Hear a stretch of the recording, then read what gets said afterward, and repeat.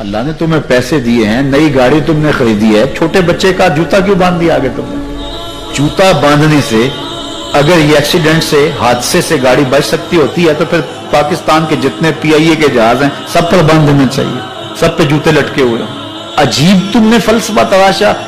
کسی نے جو ہے وہ کالی رنگ کی پٹی باندھ دی نیچے, اس سے اس کو نظر نہیں لگے گی. گھوڑے کے پاؤں کے نیچے جو کھری لگی ہوئی ہوتی ہے, کچھ لوگوں نے اپنے گھروں میں وہ باندھی ہوئی ہوتی ہے کہ اس سے ہمارے گھر کے اندر کوئی مصیبت نہیں آئے گی, کوئی تکلیف نہیں آئے گی. کسی نے ہنڈیا اپنے گھر کے اوپر الٹی رکھی ہوئی ہوتی ہے, یہ ہنڈیا بچا لے گی. اور میاں ہنڈیا کیا بچائے گی تجھے؟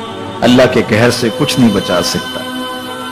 جب تمہارے اوپر کوئی مصیبت نازل ہونی ہے تو کچھ نہیں بچا سکتا. اگر بچنا چاہتے ہو تو پھر اللہ سے استغفار کرو, اللہ تعالیٰ کی تسبیح کرو, اللہ کی تحلیل کرو, میرے حضور پہ درود پڑھو, پھر دیکھنا کہ مصیبتیں ٹلتی ہیں یا نہیں ٹلتی. تو یہ خام خواہ کے رکیے اور یہ عامل لوگ جو ہیں ان کا تو کام یہی ہے. ان کا کام چلتا ہے لوگ ذوف الاعتقادی میں مبتلا رہے ہیں اور یہ کہہ دیتے ہیں کہ آپ کے خاندان میں ایک منحوس عورت ہے, یہ اس کا کیا ہوا ہے, تو کوئی نہ کوئی منحوس تو پہلے ہی انہوں نے طے کر رکھی ہوتی ہے, فوراً ذہن وہاں جا کلک ہو جاتا ہے. اس کا نون سے نام شروع ہوتا ہے, اس کا کاف سے نام شروع ہوتا ہے, اس کا جیم سے نام شروع ہوتا ہے, تو پورے خاندان میں کسی کا نام کاف, نون یا جیم سے تو شروع ہوتا ہی ہوگا, یا دوستوں میں, تو فوراً ذہن جو ہے ادھر منتقل ہو گیا. اب یہ بابا جی نے بتا دیا ہے, ہاں ہاں ہاں اس نے یہ بات کی تھی, کچھ باتیں یاد آنے لگی, اس کاف سے شروع ہونے والے نام کے ساتھ نفرت پیدا ہو گئی. اس بابے نے نفرت کا کاروبار کیا. اس نے تو 100 روپے 200 روپے لے لیے, لیکن دو انسانوں کے اندر نفرت ڈال دی. اس کا گریبان کل قیامت کے دن پکڑا جائے گا. ان ملنگوں کے پاس, ان ذوف الاعتقادی کو پھیلانے والوں کے پاس کبھی نہ جاؤ. تمہیں مصیبت پڑی ہے, تمہیں لگ رہا ہے کہ شاید میرے اوپر جادو ہے, تو پڑھو نا سورہ بقرہ,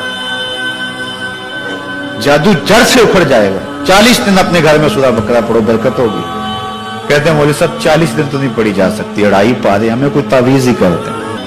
ہم شارٹ کٹ چاہتے ہیں نا, روزانہ صبح 2.5 پارے سورہ بقرہ پڑھے, یہ تو ہم سے نہیں پڑھی جائے گی. تو آپ کوئی تعویذ ہی لکھ دیں. کاروبار میں برکت نہیں, میں کہتا ہوں پڑھو نا سورہ واقعہ, 3 رکوع ہیں, برکت ہوگی. ہم کہتے ہیں ہمیں تعویذ ملنا چاہیے, بس وہ ہم گلے میں رکھ دیں, بٹوے میں رکھ لیں, پرس میں رکھ لیں, اور ہمارا کام ہو جائے, ہمیں کچھ بھی نہ پڑھنا پڑے, ہمیں وضو تک نہ کرنا پڑے, نماز نہ پڑھنی پڑے, اور برکت ہو جائے. ایسے برکت تو نہیں آتی. اس لیے چھوڑو ان کی جان, آؤ قرآن مجید پہ آؤ, آؤ سجدوں پہ آؤ, آؤ دعاؤں پہ آؤ. سحری کے وقت اس کی رحمتیں آواز دے رہی ہوتی ہیں, حل من مسترزقن, ہے کوئی رزق مانگنے والا, اور تم اس وقت سوئے ہوئے سارے دن ٹھوکریں کھاتے ہو. آؤ نہ اس وقت جھولی پھیلا کے, ہاتھ پھیلا کے کہو مالک تو جھولیاں بھر دے. تو پھر دیکھنا, میرا بیٹا سالم مشرکین کی قید میں ہے اور میں فاقوں کی حالت میں ہوں. تو فرمایا آل محمد کے پاس ایک سیر جو ہیں, بس اس کے علاوہ ہمارے پاس بھی کھانے کے لیے دنیاوی اسباب نہیں ہیں. کہا صبر کرو اور اللہ سے ڈرو, اور لا حول ولا قوت الا باللہ کثرت کے ساتھ پڑھو. یہ ایسا وظیفہ ہے, ایک حدیث پاک میں آتا ہے کہ یہ 99 بیماریوں کا علاج ہے. اس میں سب سے کم درجے کی بیماری ہم اور غم ہے. یہ دکھوں کا مداوع ہے, مشکلات کا علاج ہے, اور یہ وظیفہ میرے حضور نے بتایا. حضرت ابو ذر غفاری رضی اللہ تعالیٰ عنہ کو حضور نے 5 چیزیں بتائی تھی. ان میں سے 5ویں چیز یہ تھی کہ ابو ذر کثرت کے ساتھ لا حول ولا قوت الا باللہ پڑھا کرو. فرمایا عرش الہی کے نیچے ایک خاص خزانہ ہے, یہ وظیفہ وہاں سے آیا ہے. یہ زندگی میں معمول بنا لو, جب پھنس جاؤ, مشکلات میں آ جاؤ, تو لا حول ولا قوت الا باللہ پڑھو, اللہ راستے کھولے گا.